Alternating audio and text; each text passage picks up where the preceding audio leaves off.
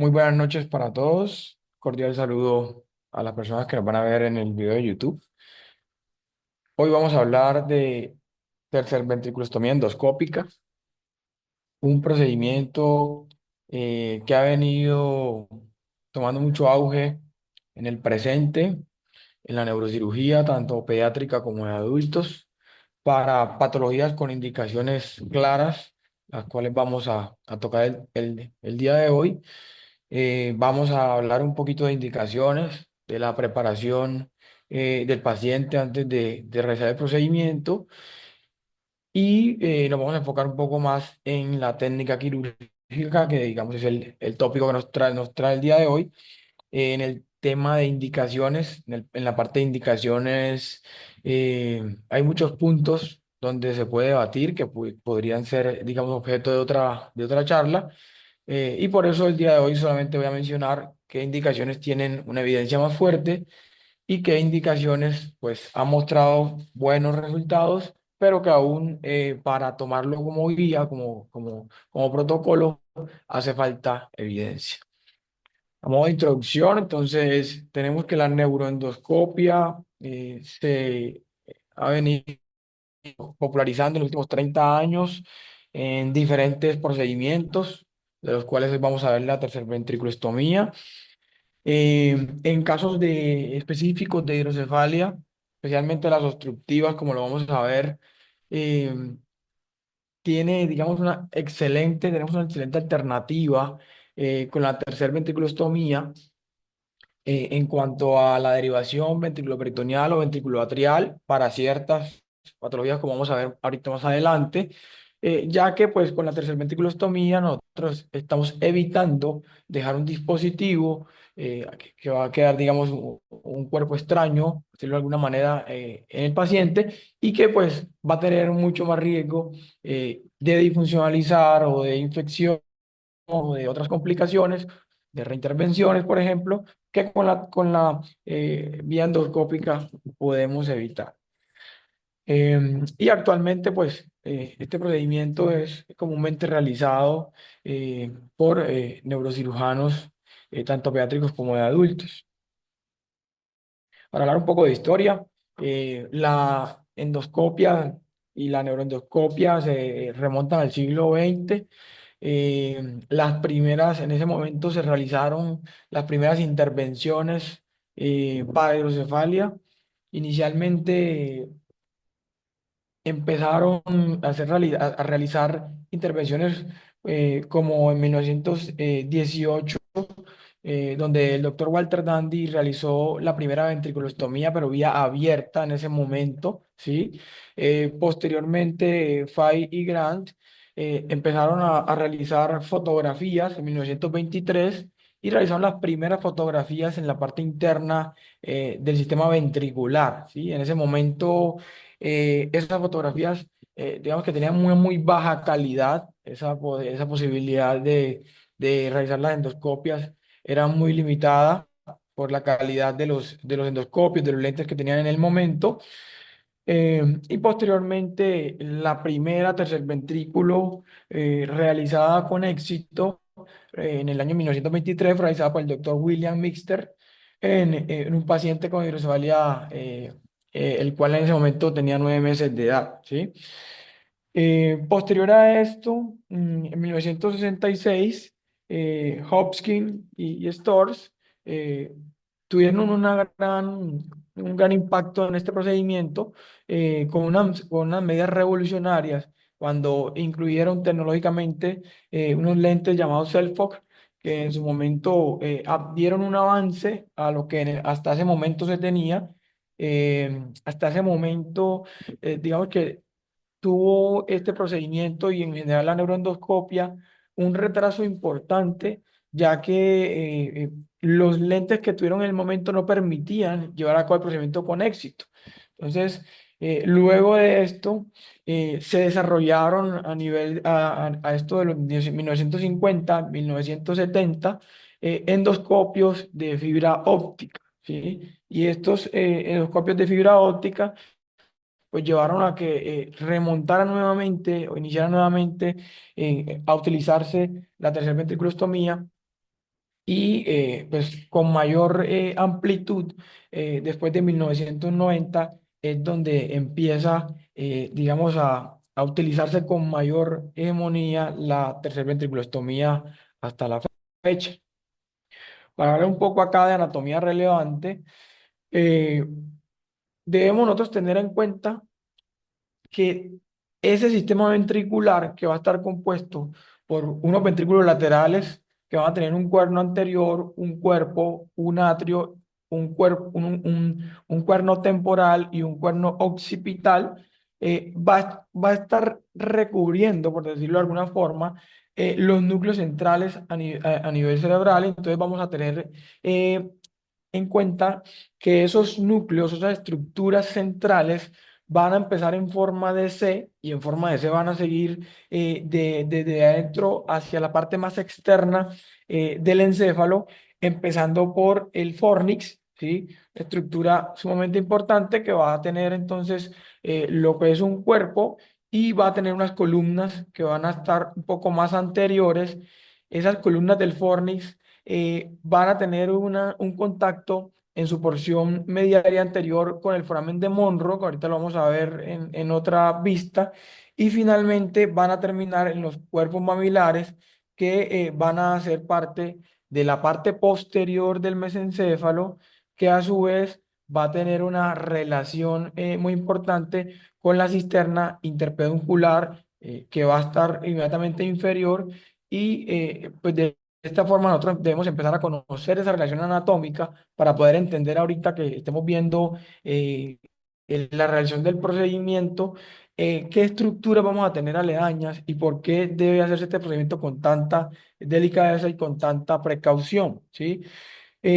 Siguiendo esas estructuras en forma de C, nosotros vamos a tener ya digamos que saliendo hacia la parte superior y lateral el septum pellucidum, ¿sí? Que va a hacer esta estructura, acá la estamos viendo en una vista lateral y van a ser en su mayoría bilaterales, ¿sí? Y más superior y lateral vamos a tener entonces lo que es el cuerpo calloso con lo que es el cuerpo, la rodilla más anterior, ¿sí? Y una porción inferior que va a tener, digamos, una importante relación con los ventrículos laterales. Acá, digamos que podemos ver esta imagen que estamos viendo a la derecha de la pantalla, donde vemos los ventrículos laterales en una conformación muy similar a la del cuerpo calloso. Y si nosotros seguimos bajando, vamos a encontrarnos entonces ese foramen interventricular o de Monro, ¿sí? Que va entonces a comunicar los ventrículos laterales con el con el tercer ventrículo, ¿sí? Y ese tercer ventrículo entonces va a tener una relación importante con una estructura que vamos a tener en la parte interna de ese fornix. El fornix va a recubrir esos tálamos, ¿sí? Digo esos tálamos porque es también una estructura bilateral que va a tener entonces una relación estrecha porque digamos que va a conformar la pared lateral del tercer ventrículo y inmediatamente anterior e inferior vamos a tener lo que es el hipotálamo, el cual también vamos a tener una relación muy importante en el procedimiento que estamos viendo, ya que ese hipotálamo, por su estrecha relación, va a conformar o va a tener una prolongación, ¿sí? Entre uno y el otro para ser parte del piso del tercer ventrículo, ¿sí? Entonces, ahorita vamos a mirar algunas complicaciones que se pueden presentar o algunos cambios que podemos ver en el momento de estar manipulando ese piso del tercer ventrículo al considerarse parte del hipotálamo, ¿ok? Esto como algunas de las consideraciones iniciales. Vamos a estar entonces observando también, entrando un poco más a profundidad a esa parte anatómica, la cual es la que se va, digamos, a intervenir. Entonces, tenemos desde la parte de derecha a izquierda el tronco encefálico, ¿sí? En la parte más superior tenemos el mesencéfalo, el cual en su parte anterior va a tener a los cuerpos mamilares y a partir de ahí vamos a tener esa prolongación del piso del tercer ventrículo, que como lo mencioné anteriormente, tiene una relación con el hipotálamo que lo vamos a tener en la parte más superior de la estructura anatómica que estamos viendo. anterior tenemos entonces esa cisterna interpeduncular en la parte más superior que se va a conectar con la cisterna perpontina, ¿sí? Anterior al puente. Y en la parte más anterior, entonces vamos a tener una relación importante con lo que es el, el tubérculo celular, ¿sí? Y vamos a tener las estructuras que van relacionadas con el tallo hipoficiario, ¿sí? Y el clivus en su porción más inferior, que es una estructura ósea que también vamos a identificar cuando estamos, digamos, en la vista endoscópica. Y vamos a complementar esa parte anatómica desde la visión endoscópica cuando entremos ya a la porción donde describimos el procedimiento propiamente dicho. En cuanto a las indicaciones del procedimiento, en esta primera diapositiva nosotros vamos a ver algunas indicaciones que tienen mayor evidencia, mayor peso científico y que nos van a garantizar de que cuando nosotros seleccionamos el paciente adecuado vamos a tener mayores posibilidades de éxito que, digamos, en otros procedimientos donde se ha encontrado algunas tasas de éxito, pero no la suficiente evidencia para soportarlo. Entonces, dentro de las principales tenemos la hidrocefalia obstructiva o hidrocefalia triventricular definida como una obstrucción principalmente a nivel del acueducto de Silvio, que es el que va a hacer la conexión entre el tercer y el cuarto ventrículo. Eh, Voy a retroceder un poquito para mostrarlo acá. Entonces, aquí nosotros estamos viendo el tercer ventrículo, ¿cierto? Que les mencionaba que tenía relación con los tálamos y inmediatamente inferior vamos a tener el paso entonces hacia el acueducto cerebral que va a conectarlo con el cuarto ventrículo, ¿sí? Que ahorita no lo había mostrado, ¿sí? Entonces, esa es va a ser la principal indicación, ¿sí? De la tercer ventriculostomía. Entonces, por una estenosis del acueducto de Silvio, bien sea congénita o adquirida. Y dentro de esas causas adquiridas, nos vamos a encontrar dentro de un sinnúmero, las principales son los tumores de la región tectal, ¿sí? O bien sean gliomas o tumores pineales, ¿sí? Que se pueden presentar en esta región. Digamos que son de las dos principales indicaciones. Además de eso, obviamente, pues vamos a tener también procesos obstructivos a nivel del cuarto ventrículo. eh, Como por ejemplo los quistes por neurociticercosis y un poco más distales a esta obstrucción del acueducto de Silvio o del cuarto ventrículo, podemos también tener lesiones en fosa posterior o en ángulo pontocerebeloso que por desplazamiento por compresión nos van a, digamos, bloquear esa salida también del líquido reactivo del cuarto ventrículo o incluso a nivel del acueducto de Silvio estando un poco más superior. Ahí, pues, digamos que vamos a tener en cuenta que esa obstrucción no esté también desplazando el puente y que nos vaya a impedir, digamos, el paso del endoscopio a este nivel, porque pues ya se convertiría en una contraindicación.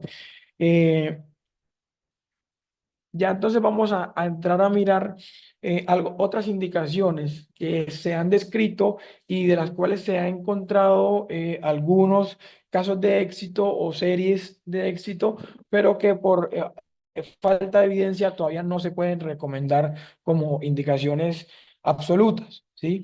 Entonces, tenemos lo que es el drenaje de hemorragias intraventriculares, a través de las cuales digamos, el paciente esté presentando hidrocefalia obstructiva a causa del coágulo. Una indicación propuesta es hacer el drenaje endoscópico y hacer la tercer ventriculostomía. Es una, digamos, de las que se ha venido proponiendo.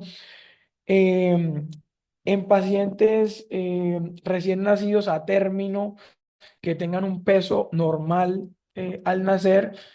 También se han venido proponiendo en casos de hidrocefalias obstructivas que sean congénitas por estenosis del acueducto de Silvio. em, Hay estudios que han mostrado que en menores de un año la tercer ventriculostomía es menos efectiva, otros que en menores de 6 meses, pero en recientes revisiones se ha encontrado que desde que el paciente esté a término con un peso adecuado al nacer, se podría realizar y han mostrado efectividad. Y también en pacientes con malformaciones de Chiari tipo 1 con o sin siringomiela, ¿sí? En adultos, por ejemplo, con ventriculomegalias crónicas, como el síndrome de Loba, que ya ha pasado, digamos, a tener otras connotaciones en cuanto a terminología, y en cuanto a pacientes con hipertensión intracraneal idiopática, ¿sí? Eh, y a hidrocefalia de presión normal. En estos casos también se ha propuesto o se ha encontrado que hubo mejoría en alguna serie de estudios, pero lo pongo en un color como anaranjado y lo pongo en una presentación, en una diapositiva aparte, porque falta evidencia en estos casos para realizar el procedimiento, digamos, como protocolo institucional. Y entrando ya a la parte del abordaje, en la preparación del paciente que estamos seleccionando para realizar una tercer ventriculostomía, eh, vamos a tener una preparación previa que debemos realizar. Dentro de ellas, las imágenes van a ser, digamos, de las principales. Idealmente, una resonancia magnética, ¿sí? En algunos centros, muchas veces es un poco lento el proceso para que el paciente le realice la resonancia magnética, por lo cual también nos podemos apoyar en la tomografía de cráneo y en esta, pues nosotros, en estas imágenes nosotros podemos encontrar algunos signos que nos van a favorecer a que este procedimiento sea exitoso, como es tener, digamos, el adecuado tamaño ventricular, ¿sí? El foramen de Monro con un adecuado, también, un diámetro adecuado para evitar, digamos, lesionarlo por algunas estructuras que tenemos que ya hemos venido viendo en las reacciones anatómicas y que vamos a seguir viendo ahorita que entremos a la parte del abordaje, ¿sí? Referenciar muy bien si el paciente no tiene, por ejemplo, adhesiones intertalámicas o membranas o adherencias intertalámicas que puedan impedir el paso del endoscopio. También es importante revisar el grosor del piso del tercer ventrículo, ya que pues, va a ser importante para el planeamiento. Ahorita vamos a ver que esa ruptura o esa fenestración del piso del tercer ventrículo la podemos realizar con diferentes instrumentos, y también ese grosor del piso del tercer ventrículo nos va a indicar a nosotros con cuál de los instrumentos deberíamos nosotros hacer la fenestración, ¿sí? Eh, Revisar muy bien antes de llevar al paciente al procedimiento, cuál es ese espacio que tenemos entre la arteria basilar y el dorsum celar, ¿sí? Para nosotros también tener, digamos, la referencia y ese espacio que hay también entre esa arteria basilar y el piso del tercer ventrículo, su ubicación, para evitar, digamos, daños a este nivel. Vamos entonces a revisar también qué membranas, aparte de la membrana de Lilly-Quicks, que es la más frecuente, vamos a tener inmediatamente inferior al piso del tercer ventrículo. Em, Revisar muy bien que esa cisterna interpeduncular no tenga, digamos, adherencias o exudados. En algunos casos, por ejemplo, donde tenemos hidrocefalia obstructiva relacionadas con procesos infecciosos, como la tuberculosis meningia, cuando tenemos adherencias, digamos, en la cisterna interpeduncular o a nivel del espacio subaracnoideo proximal, porque cuando ya tenemos, digamos, la obstrucción a nivel distal, ya no va a ser, digamos, efectivo el procedimiento en estos casos. Y pues, digamos que son los signos que debemos nosotros revisar en las imágenes en cuanto a esa preparación que estamos realizando para tener una mayor tasa de éxito en el procedimiento. Entonces, como les vengo mencionando, la resonancia magnética para todo esto que acabamos de ver. Y vamos a tener entonces, pues, que realizar una adecuada preparación, un adecuado, digamos, revisión de todas estas características para, pues, evitar tener inconvenientes en el momento del procedimiento. Entonces, importante a la hora de realizar el procedimiento, estar muy familiarizados con el equipo o con el instrumental que vamos a utilizar, que básicamente va a ser, digamos, un endoscopio, un neuroendoscopio que va a ser, va a tener una angulación o una visión que puede ir de los 0 a los 30 grados. Generalmente entre 6 y 15 son, digamos, de los más usados en nuestro medio. Y vamos a tener endoscopios que pueden ir desde endoscopios rígidos, semirrígidos y endoscopios flexibles, ¿sí? Digamos que para el procedimiento de la tercer ventriculostomía, los endoscopios rígidos son, digamos, los que más ángulos nos van a permitir para realizar el procedimiento y son de los que más se utilizan en nuestro medio, ¿sí? Vamos a tener entonces dentro de nuestro equipo también una torre de control en la cual vamos a tener el monitor de video, la fuente de luz, ¿sí? Y la cámara que es la que nos va, digamos, a proyectar esa ventana que nos va a dar el endoscopio. Aparte de este instrumental, también vamos a tener en nuestra sala, a la hora de realizar el procedimiento, eh, una fuente de irrigación que puede, digamos, eh, eh, estar funcionando, digamos, de una forma automática o que también lo puede hacer una persona de forma manual, ir irrigando a la conexión que va directamente con el endoscopio y que es la que nos va a permitir, digamos, tener una buena claridad. No es necesario estar irrigando todo el tiempo. Generalmente cuando se hace a menos de 15 mililitros por minuto y lo vamos a reservar cuando tengamos, digamos, opacidad, un poquito de sangrado dentro del campo que estamos interviniendo. Y entrando entonces al posicionamiento, cuando nosotros ingresamos a la sala, debemos organizar obviamente todos nuestros equipos y esa torre que acabamos de ver, que es la que estamos viendo acá al fondo, vamos a ubicarla a nivel de los pieseros del paciente, ¿sí? Y idealmente, eh, digamos, al lado izquierdo para que el cirujano tenga acceso a visibilizar la pantalla adecuadamente en el momento que esté haciendo el procedimiento, ¿sí? Es importante tener en cuenta que el paciente debe recibir su dosis de antibiótico profiláctico una hora antes de empezar la incisión, ¿sí? De realizar la incisión para empezar, digamos, el procedimiento y el paciente debe estar posicionado en decúbito supino con la cabecera elevada idealmente a 30 grados, ¿sí? Digamos, posicionamiento se puede realizar a través de un soporte cefálico tipo Mayfield, donde tengamos la disponibilidad de tenerlo de forma inmediata.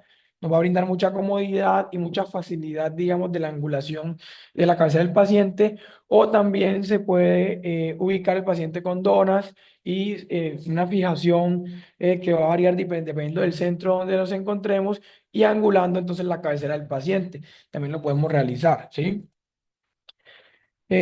Vamos entonces en ese momento a ubicar el punto de coger, ¿sí? Generalmente se va a realizar en el lado no dominante, que generalmente va a ser el lado derecho.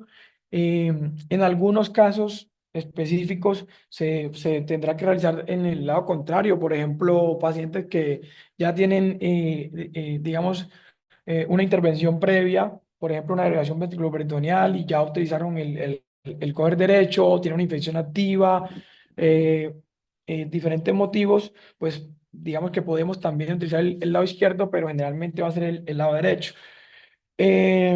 Para el punto de coger hay diferentes medidas. Hay una medida clásica que es 2,5 centímetros en la sutura coronal hacia la derecha y 2,5 centímetros hacia anterior. Hay otra que es la que estamos viendo en la imagen, que es 1 centímetro, 3 centímetros hacia lateral y 1 centímetro hacia anterior. ¿Sí? Para ubicar, digamos, el ventrículo, nosotros vamos a tener un punto de intersección entre el canto interno ipsilateral en una pendiente o una intersección con el conducto auditivo externo también ipsilateral, ¿sí? Hay algunas otras, digamos, formas de llevar esa dirección. Por ejemplo, medir la distancia medio pupilar O, por ejemplo, en este caso de la medida de 3 centímetros lateral y 1 centímetro anterior, también podemos ir perpendicular al cráneo y vamos a tener también acceso al ventrículo lateral. Es importante tener en cuenta que si nos vamos muy anterior o muy posterior a esa dirección, vamos a tener, digamos, complicaciones a la hora de atravesar, por ejemplo, el Flamen de Monroe y a la hora de llegar al piso del tercer ventrículo. Em, También se puede, digamos, identificar porque pueden haber variantes anatómicas también a través de la neuronavegación, ¿sí? O la navegación estereotáxica. Nosotros podemos también identificar cuál es, digamos, ese el recorrido que debemos hacer y también nos podemos ayudar de esa forma para identificar el foramen de Monroe, ¿sí? Entonces, lo primero que vamos a hacer luego que hacemos la incisión, una incisión que generalmente va a ser perpendicular al eje sagital, es decir, es una incisión lineal, eh, partiendo desde la sutura coronal hacia anterior, generalmente va a tener alrededor de los 3 centímetros, cuando mucho. Realizamos entonces nuestra disección perióstica. Utilizamos generalmente un separador autoestático o en niños podemos hacer la separación con sutura. Generalmente se puede utilizar la seda para hacer la separación acá del punto donde vamos a hacer la craneostomía. La craneostomía eh, técnicamente debe ser una craneostomía redonda. Normalmente el endoscopio o el trocar, que es el, digamos, o el peel away que podemos utilizar para el paso del endoscopio, eh, no va a tener una medida mayor a 1 centímetro de diámetro. Entonces, en ese orden de ideas debemos hacer nuestra craneostomía y posterior a realizar la craneostomía, entonces vamos a hacer una apertura de la dura madre en cruz, ¿sí? Luego de realizar la apertura de la dura madre en cruz, vamos a hacer la coagulación, una coagulación con el bipolar, digamos, en 10. No hay que tener en cuenta no realizar, digamos, la cauterización sobre el parénquima cerebral y sobre la dura madre con el bipolar, digamos, en una mayor, en un mayor voltaje. Sobre todo en pediatría, pues vamos a tener en cuenta que debe ser mucho menor a la hora de hacer la coagulación y posterior a ella, entonces, procederemos a hacer la inserción inicialmente del trocar cerebral, ¿sí? El trocar cerebral, digamos, en nuestro medio, la vía más usada para hacer la ventriculostomía, para la toma de la ventriculostomía, ¿sí? Generalmente en niños con 4 centímetros de introducción del trocar cerebral a partir de la tabla externa, ya debemos estar dentro del ventrículo lateral. En adultos, a partir de 4 o 5 centímetros, también ya vamos a tener, digamos, acceso al ventrículo lateral y inmediatamente en ese punto debemos hacer una fijación, ya sea manual o, por ejemplo, dependiendo del dispositivo, si es el Pillaway, por ejemplo, se puede ajustar a la tabla ósea para evitar que tengamos, pues, digamos, una inserción a mayor profundidad. De eso debemos estar, digamos, muy atentos a la hora de la sujeción, si es el ayudante, por ejemplo, que está sosteniendo el trocar, y procedemos entonces a la inserción del endoscopio, el cual nos va a permitir tener entonces la vista dentro del ventrículo lateral. Entonces nos vamos a situar primero en la imagen A. En la imagen A ya estamos dentro del ventrículo lateral y vamos a observar unas estructuras anatómicas que es importante reconocerlas estar muy bien familiarizados. En la parte más anterior de la imagen vamos a tener entonces la vena septal anterior, ¿sí? Que va a hacer entonces el recorrido entrando al foramen de Monroe y nos va a dar una intercepción con el plejo coroideo, ¿sí? Del ventrículo lateral. Ese plejo coroideo viene por el piso del ventrículo lateral y va a entrar al tercer ventrículo. Acá miren, podemos ver cómo digamos, hace ese ingreso. Y un poco más lateral vamos a ver entonces la vena tálamo estriada. es importante tener en cuenta acá ese foramen de Monroe que estamos observando y que va a tener unas estructuras importantes, como lo es el fornix en su parte más anterior y más medial, ¿sí? En la parte más lateral vamos a tener a la cápsula interna, ¿sí? Estamos haciendo una visión, obviamente, en cuanto a las reacciones atómicas que tenemos. Y en la parte más posterior vamos a tener una relación también con la parte con porciones talámicas, también con el tálamo.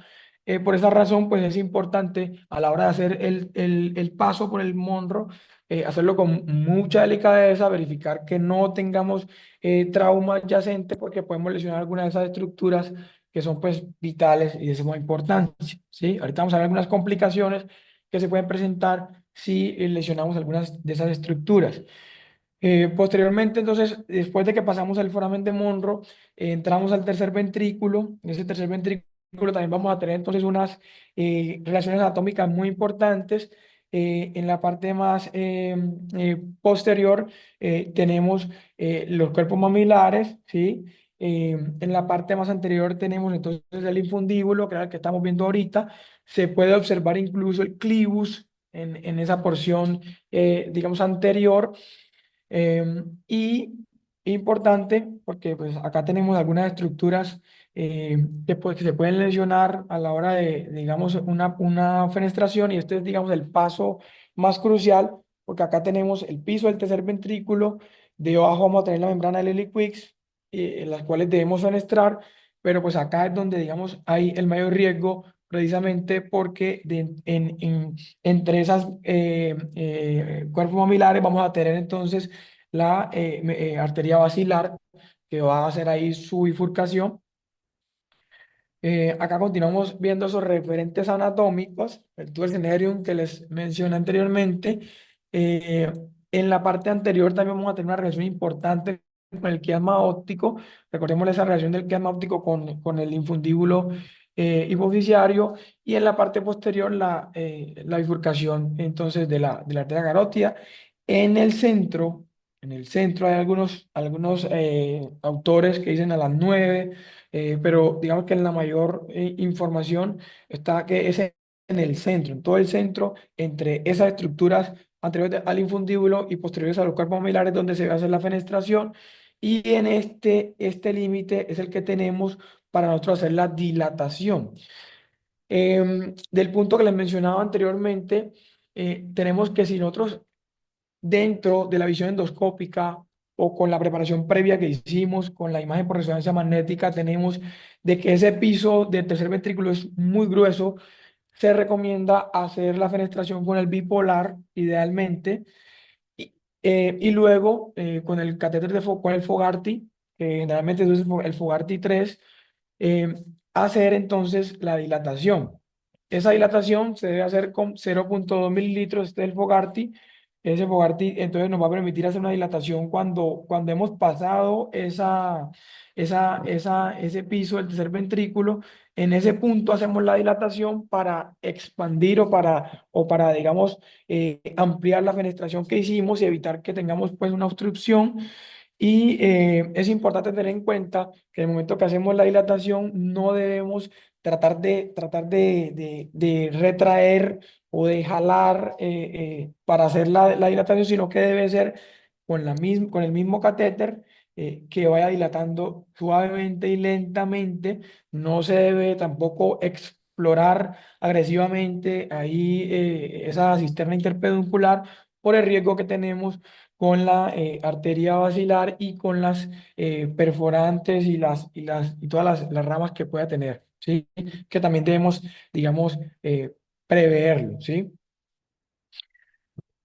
Em, en cuanto a, para terminar acá un poco en la parte, digamos, en el momento que estamos haciendo eh, esa fenestración, debemos tener en cuenta que si tenemos algún sangrado que podemos visualizar, eh, inicialmente debemos irrigar en ese momento donde se debe utilizar la irrigación, ¿sí? Para tratar de controlar ese sangrado. La mayoría de los sangrados se controlan con la irrigación, ¿sí? Poniendo la irrigación cerca donde se produce el sangrado. Si luego de unos segundos no se puede controlar el sangrado, digamos que es un sangrado importante, se puede utilizar el bipolar con mucha cautela, o se puede utilizar también el catéter Fogarty haciendo un poquito de presión, como si estuviéramos haciendo hemostasia, como cuando hacemos hemostasia sobre el vaso sangrante, y generalmente con eso deben parar todos esos pequeños sangrados que se presentan, ¿sí? Como un dato importante anotar ahí en el procedimiento.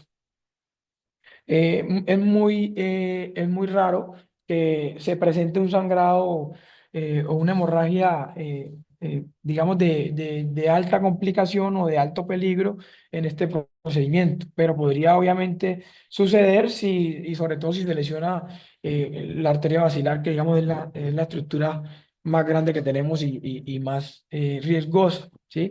Luego de que ya terminamos de hacer la fenestración, evidenciamos que no hay sangrado, procedemos a retirar el endoscopio con mucha cautela nuevamente y vigilando todos los puntos de que no quede, digamos, un sangrado activo importante. Posterior a esto, entonces, en la parte superior, ya en donde hicimos la craneostomía, en el agujero pues, de, de coger, dejamos un gel foam. Técnicamente nos recomiendan dejar gel foam, dejar una malla circular o una plaquita de titanio para cubrir el defecto, o incluso nos recomiendan también taponar el defecto con cera ósea y ya cerrar convencionalmente, como siempre lo hacemos, con puntos subgaleales y puntos en piel que pueden ser continuos cruzados o pueden ser simples, ¿sí? Ya al momento del cierre. Y en cuanto a los cuidados postoperatorios, pues tener en cuenta que los pacientes deben estar en observación en UCI al menos 24 horas. Algunos cirujanos recomiendan o realizan, digamos, una ventriculostomía, dejan una ventriculostomía, un catéter instaurado, se puede dejar cerrado para vigilar las primeras 24 horas. Idealmente se debería retirar en las primeras 24, máximo como 48 horas. Este catéter generalmente se deja más en pacientes a los cuales tuvieron una derivación previa y se les está haciendo el procedimiento, digamos, en forma de segunda opción o de rescate, o pacientes que tuvieron un sangrado importante o que tienen un riesgo de sangrado para pues tener, digamos, un acceso al ventrículo. En algunos casos también se deja medición de la presión intracraneana para vigilancia, ¿sí? En los pacientes, en los infantes, pues debemos tener en cuenta eh, el cierre, el estado de las fontanelas, ¿sí? Eh, es, digamos, uno de los signos que nos van a dar nociones de cómo está esa presión intracraneana, si tenemos fontanelas abombadas o si tenemos fontanelas normotensas. Incluso después del procedimiento podemos tener fontanelas que están un poco deprimidas, que también se pueden evidenciar. Eh, una tomografía de cráneo simple, esta sobre todo en adultos, en niños, digamos, es menos aconsejable hacer tantas tomografías por el riesgo de la radiación, y ya pasados 2 meses se puede verificar con resonancias magnéticas, cine resonancia, o algunas secuencias que nos den hiperresolución y que nos permitan visualizar ese paso del líquido desde el tercer ventrículo hacia la cisterna interpeduncular. En el estado postoperatorio inmediato, digamos que es probable que no veamos cambios rápidos a nivel del tamaño ventricular, pero sí podemos ver cambios a nivel del espacio aracnoideo o de esas cisternas, las cuales pues sí van a mostrar cambios inmediatos de disminución en esa compresión, en ese bloqueo que estaba causando la hipertensión endocraniana a causa de la hidrocefalia obstructiva. Cuanto a las complicaciones relacionadas con el procedimiento, se han descrito morbilidad del 6 al 21%, mortalidad perioperatoria alrededor del 0,2%. Se pueden presentar lesiones hipotalámicas con una variedad de efectos, por lo que les mencioné de que el tercer ventrículo es incluso considerado parte del hipotálamo, ¿sí? Es una prolongación y en algunos pacientes se pueden presentar incluso casos de bradicardia o asistolia incluso a la hora de la manipulación de ese piso del tercer ventrículo por su cercanía, por su relación. Y también eh, eh, complicaciones posoperatorias se han presentado como hiperfagia, ausencia de sed, diabetes insípida, amenorrea, por complicaciones relacionadas con la manipulación de estas estructuras. Algunos estudios han reportado hemorragias hasta un 10,9%, pero que se consideran hemorragias clínicamente insignificantes, ¿sí? Es muy raro que se presente una salida de líquido seborraquídeo a nivel de la craneostomía. Cuando se presenta, hay que sospechar o hay que descartar una falla en el procedimiento, una falla en esa tercer ventriculostomía y digamos que en el paciente se podría presentar fiebre posoperatoria, pero esa fiebre generalmente puede presentarse por restos de sangrado en el sistema ventricular, que va a ser, digamos, la causa más frecuente que un paciente se presente con fiebre en el posoperatorio inmediato, ¿sí? Más que pensar en de pronto en infecciones. Y ya para concluir, entonces, este procedimiento en este momento es un procedimiento ampliamente aceptado y para el tratamiento de la hidrocefalia obstructiva principalmente y principalmente dependiente del acueducto de Silvio. Entender la fisiopatología y las etiologías de la hidrocefalia obstructiva o de los tipos de hidrocefalia que podemos tener es una clave o es, digamos, un punto de los más importantes a la hora de nosotros seleccionar un paciente al cual vayamos a llevar a ventriculostomía endoscópica o tercer ventriculostomía endoscópica. Y es muy importancia que los neurocirujanos estemos familiarizados con los equipos, con la anatomía quirúrgica y con la prevención, y pues para prevenir, digamos, las complicaciones derivadas del procedimiento y poder brindar este procedimiento a nuestros pacientes. En este momento, pues desde que tengamos un paciente bien seleccionado, desde que tengamos una anatomía bien conocida y estemos muy familiarizados con las herramientas y los insumos, este es un procedimiento que se considera en este momento efectivo y el cual nos plantea una gran alternativa a las derivaciones ventriculoperitoneales en las cuales vamos a dejar, digamos, un dispositivo y que puede tener más complicaciones a largo plazo en el paciente indicado. Muchas gracias.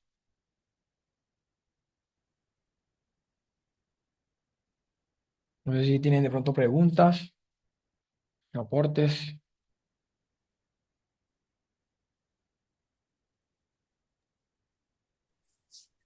Bueno, Jaime, realmente buena la presentación, pero hay muchas cosas que han ido cambiando, sobre todo basado en la experiencia de cada cirujano. ¿Están escuchando? Sí.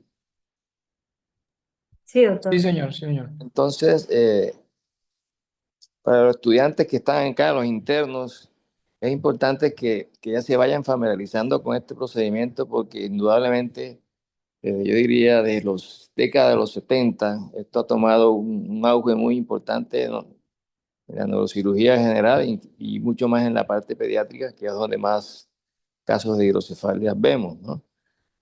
Curiosamente, uno piensa de que es un procedimiento nuevo y no es así.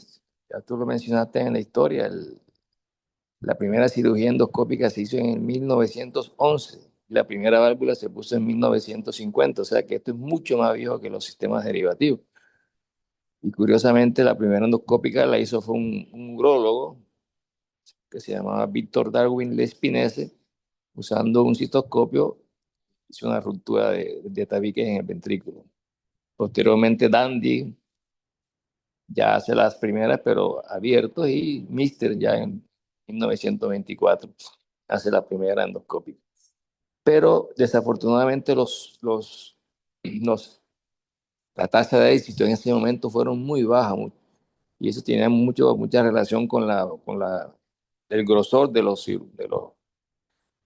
endoscopios y la poca iluminación, y por eso se dejó de usar, hasta que ya en la década de los 60 aparecieron unos nuevos endoscopios, y ya en los 70 prácticamente se posicionó como una herramienta o una alternativa de tratamiento muy válido para los pacientes con hidrocefalia. Como tú lo dijiste, aquí lo importante, como en todo acto médico, la selección del paciente es fundamental para garantizar una tasa de éxito eh, más alta, digamos. Entonces, a veces se abusa del procedimiento y se hace en pacientes independientes de la etiología, le hacen la tercer ventrícula endoscópica y vienen las fallas que va en detrimento del procedimiento. Esto es un procedimiento muy eficaz, que en manos expertas es muy seguro.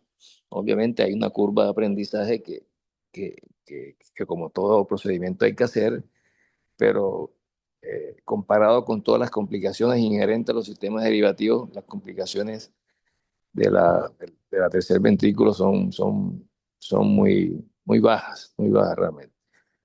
Nosotros ya tenemos acumulado una experiencia justamente estábamos revisando esto esta semana, ya llevamos 800 pacientes operados con cirugía endoscópica y el 65% aproximadamente son TBE, o sea, que es el procedimiento endoscópico que más se hace, indudablemente.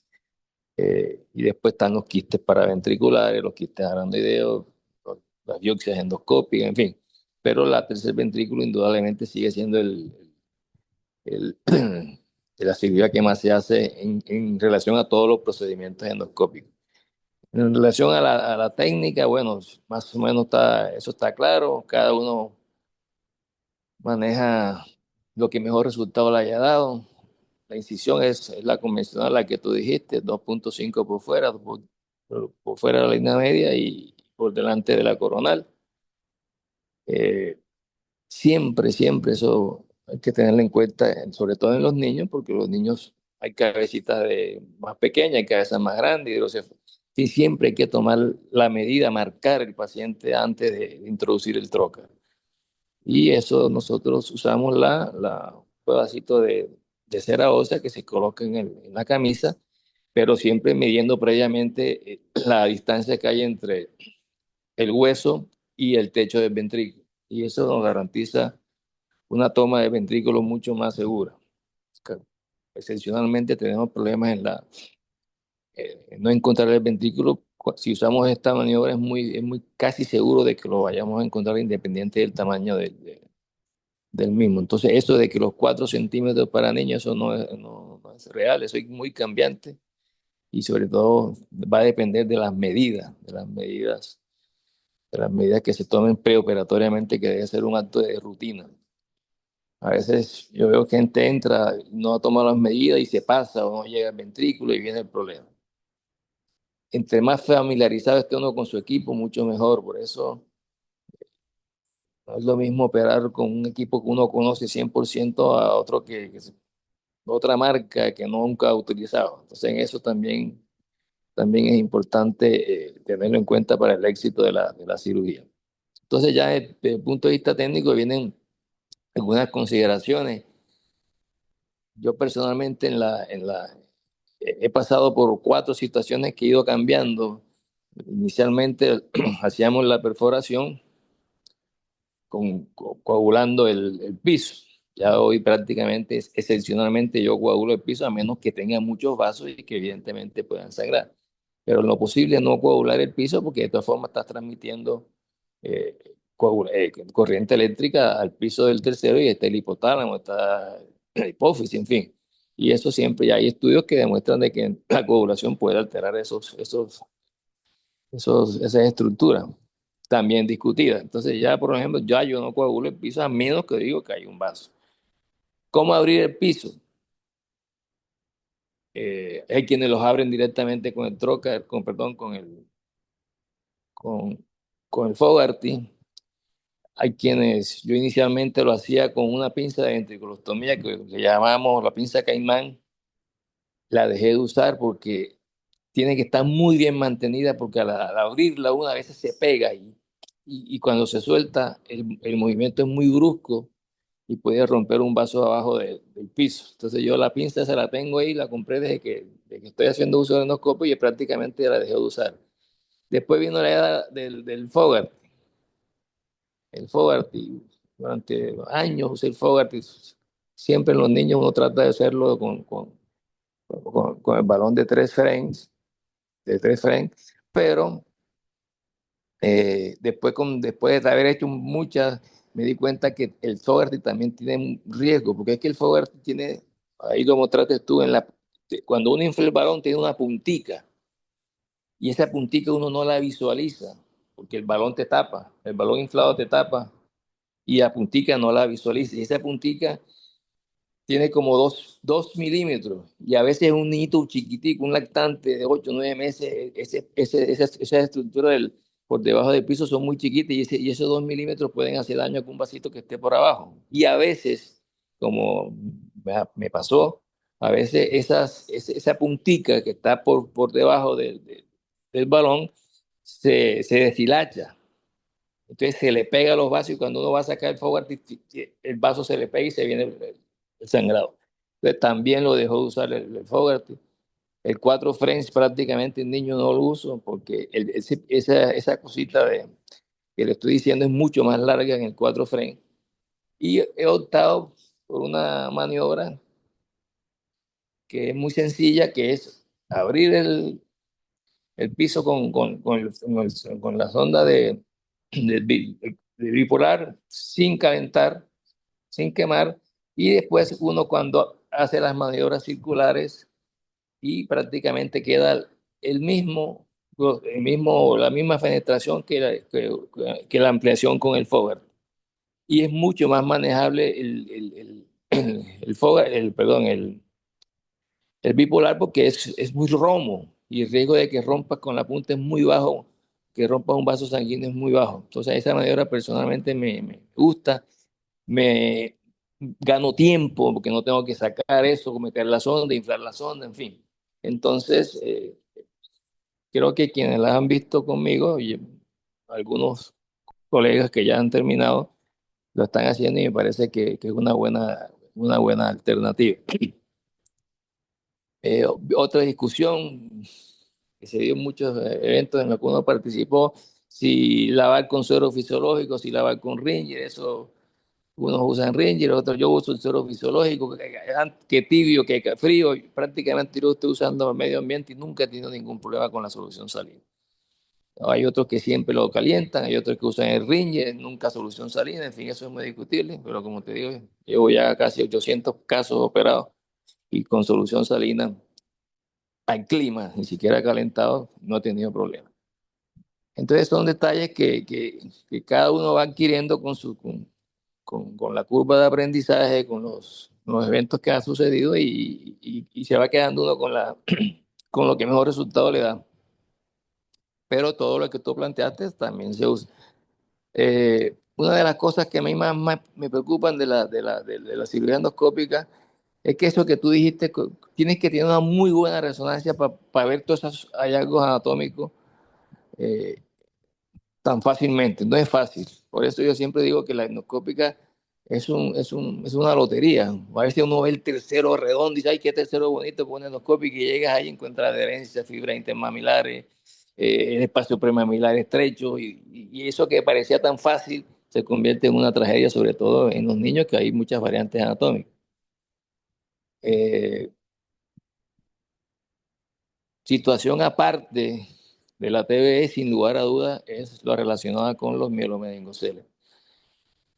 Jamás, jamás se les ocurra a un residente empezar a hacer una tercer ventrículo en un paciente con mielomeningocele. Es una hidrocefalia con mielomeningocele porque desde el punto de vista técnico es muy, pero muy compleja. Creo que la semana pasada hicimos una con Boris y él vio la dificultad que tuvimos. Afortunadamente, ya uno con cierta experiencia logra sortear todos esos obstáculos. Pero la cantidad de variantes anatómicas que tiene un mielomeningocele dificulta mucho la TB. Entonces se necesita mucha experiencia y siempre les sugiero a los residentes que cuando empiecen a hacer tercer ventrículo no lo hagan en mielomeningocele, como primera instancia porque el riesgo es altísimo. Primero, el monro es pequeño, el piso del tercer ventrículo es inclinado y normalmente uno entra perpendicular al piso y rompe, pero acá no, acá está inclinado y a veces no puede uno perforar el piso por la inclinación. Tiene una masa intermedia grandísima que a veces dificulta llegar al piso del tercero, tiene unos cuerpos intermamilares, es muy vascularizada, en fin, es un problema, es un verdadero desafío y de hecho no hay un congreso de neuroendoscopia donde no se hable de TBE en mielomeningocele. Y yo particularmente tengo bastante experiencia en eso, inclusive en muchos eventos internacionales he dado esa charla, porque desde hace más o menos 10 años lo estoy haciendo a todos esos pacientes con disfunción valvular en los mielomeningoceles. Ya no les pongo válvulas, les hago la TBE con los riesgos que genera la técnica por las complejidades, las variantes anatómicas, pero es una muy buena alternativa. Eh, Otra cosa es ¿cómo es? La marca cada uno usa una marca que es la que más resultados le da. A mí me gusta particularmente más que todos los endoscopios, el STOR para mí es lo que mejor me resultado me ha dado. He probado con otros y no me siento cómodo. Entonces, como le digo, eso también es importante, familiarizarse con su endoscopio, con la marca que a uno le gusta. A uno, y así va más seguro. Eh, bueno, no sé qué otra cosa podría.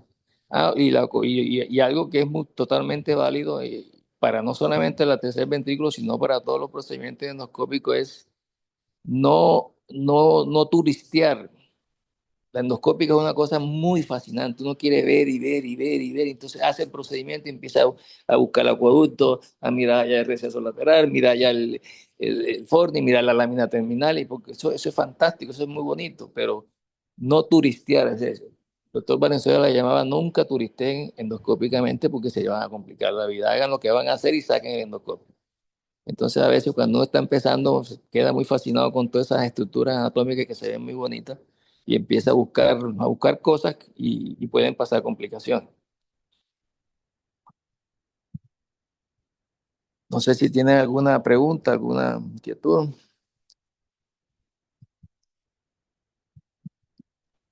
Buenas Hola, noches. ¿sí? Un saludo, doctor Domínguez, doctor Ezequiel. Yo sí quisiera realizar una pregunta. ¿Quién habla, Siempre, perdón? Ezequiel García. Ah, Ezequiel, ¿cómo estás? Bien, gracias a Dios, un saludo. Y yo sí quisiera hacer una pregunta respecto a este tipo de procedimientos. La indicación claramente es hidrocefalia, que ayuda a la ventriculomegalia. Sin embargo, siempre encuentro como un bache en la literatura también, y pues también a la hora de definir la técnica.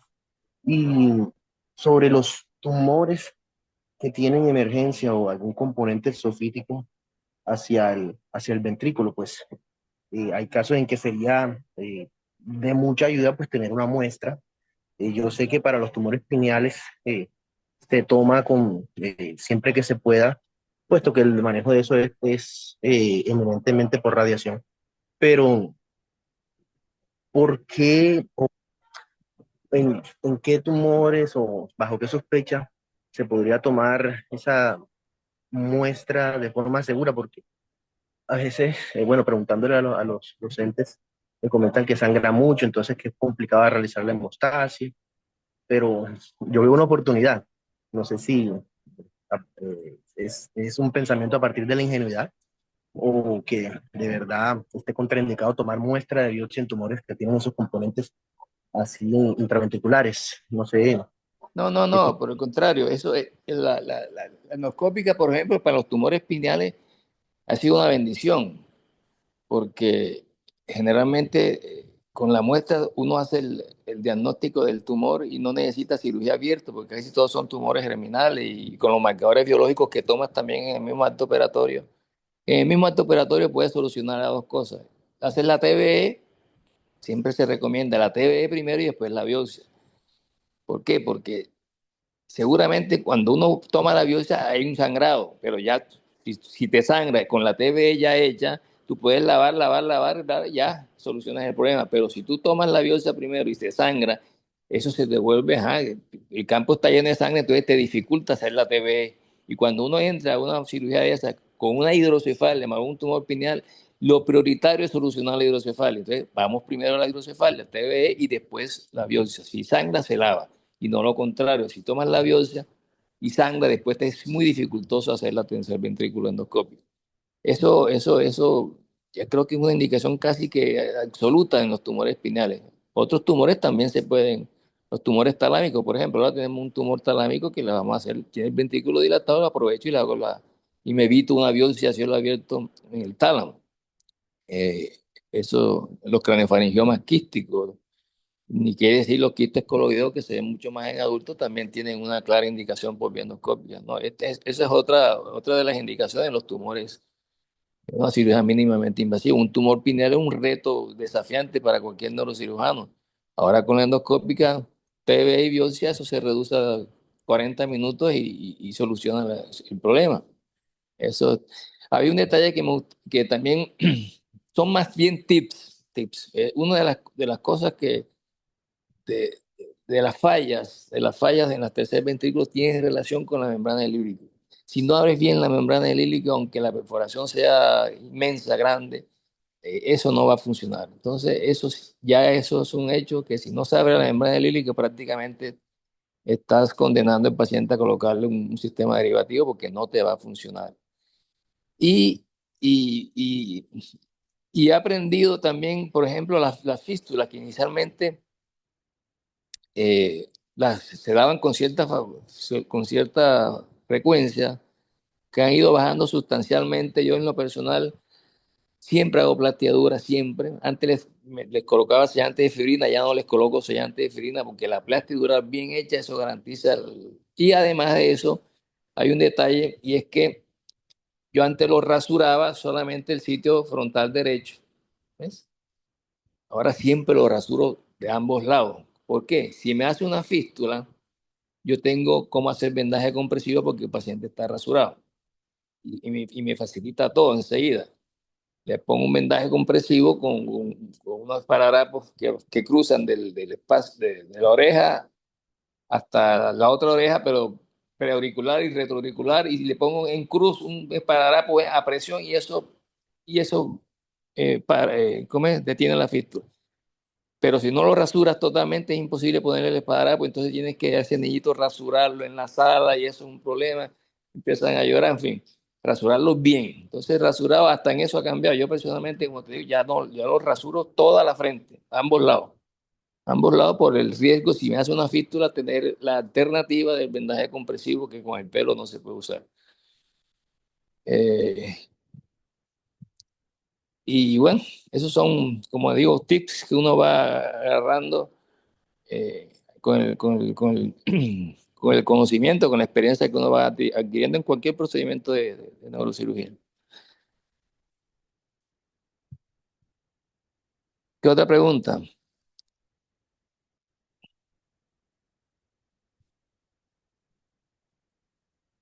Como, como,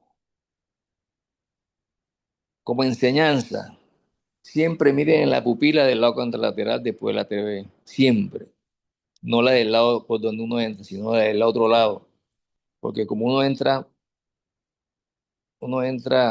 si es frontal, la toma es frontal, uno entra y los canales de trabajo están dirigidos hacia el lado izquierdo, ¿no?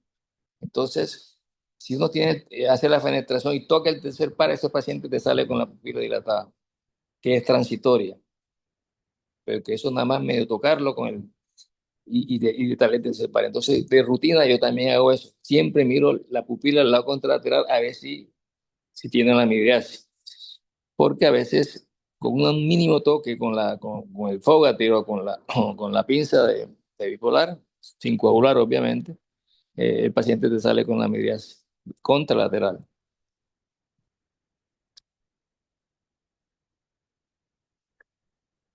Bueno, entonces, si no hay más preguntas, damos por concluido el evento. Gracias a todos por la asistencia y nos veremos en otra ocasión.